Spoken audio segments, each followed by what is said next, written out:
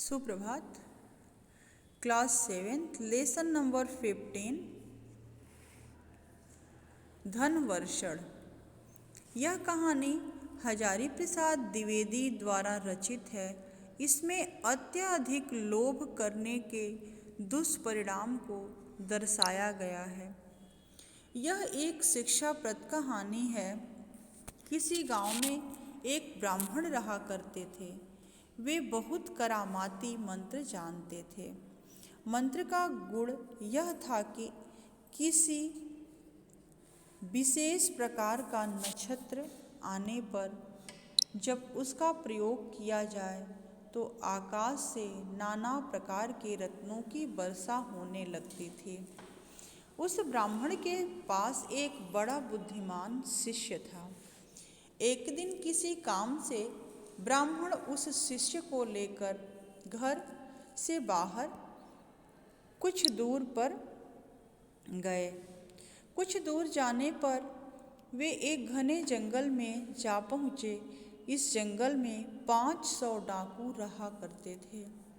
वे राहगीरों के आते ही उनका माल असबाब लूट लेते थे। ब्राह्मण और शिष्य की भी यही दशा हुई। डाकुओं ने उन्हें बांध दिया। राहगीरों के पास सदा रुपए पैसा नहीं रहा करता था, फिर भी डाकू उनको नहीं छोड़ते थे। वे एक को बांधकर दूसरे से कहते कि जाओ, यदि हो सके तो रुपए ला करके छुड़ा लो, ऐसा वो कहते थे। यदि पिता पुत्र को पकड़ पाते तो लड़के को बांध कर रख लेते और पिता को रुपया लाने के लिए कहते। इसी तरह यदि 2 भाइयों को पकड़ते तो छोटे को रख कर बड़े को भेजते और गुरु चेला को पकड़ने पर गुरु को रख कर चेले को भेजते। इसी पद्धति के अनुसार उन्होंने ब्राह्मण को पकड़ा और शिष्य को रुपया लेने के लिए भेज दिया। जाते समय शिष्य ने गुरु को नमस्कार करके कहा, मैं 2 दिन के भीतर ही लौटूंगा, आप डरिएगा मत, आपको मैं सावधान किए जाता हूँ।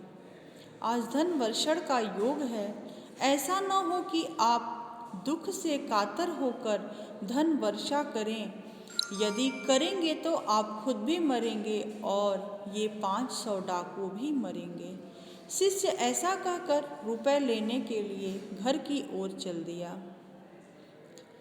संध्या समय पूरब की ओर चांद उगने लगा। ब्राह्मण ने चांद देखा, नक्षत्र योग आ रहा है। देखकर उन्होंने सोचा, यह धनवर्षण का योग दिखाई देता है।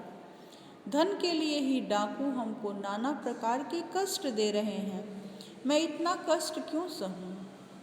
मैं इसी समय मंत्र के बल से धन वर्षा कर इन्हें धन देकर क्यों न चला जाऊं। यही सोचकर उन्होंने कहा कि क्यों भाई, तुम लोगों ने मुझे क्यों पकड़ा है? उन्होंने जवाब दिया, धन के लिए। ब्राह्मण ने कहा, यदि यही बात है तो मेरे बंधन खोल दो, स्नान करा दो, नए वस्त्र पहनने दो, चंदन लगाने दो और फूलों की माला पहनने दो। डाकुओं ने वैसा ही किया। डाकू जिससे जितना हो सका उस धन को लूटकर अपने कपड़े में बांध कर चलते बने। ब्राह्मण भी उनके पीछे पीछे जाने लगा। कुछ दूर जाने के बाद अचानक 500 डाकू और भी मिल गए और उन डाकुओं ने भी रोक लिया। और पहले के डाकुओं ने कहा, हमको क्यों रोकते हो? नयों ने जवाब दिया, धन के लिए। पहले डाकुओं ने कहा, अगर यही बात है तो इस ब्राह्मण से मांगो। इसके आकाश में देखते ही धन की वर्षा होने लगती है। और क्या किए, तब दूसरे डाकू भी इनको रोक लिए। इस प्रकार क्या हुआ कि बाबा जी बोले, डाकू साहब, बाबा जी हम लोगों को भी धन दो।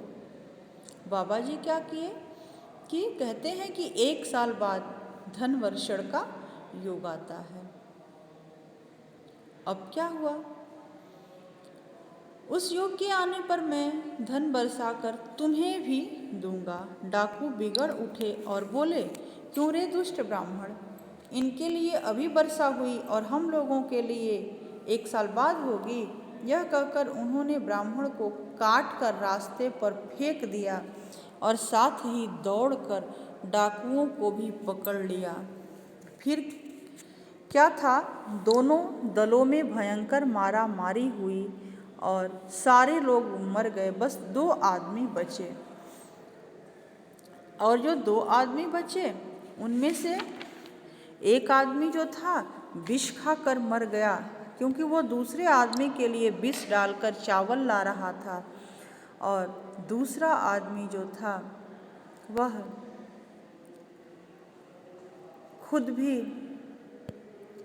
विषाक्त होकर के मर गया। इस तरह लालच का परिणाम जो है बुरा ही होता है। धन्यवाद।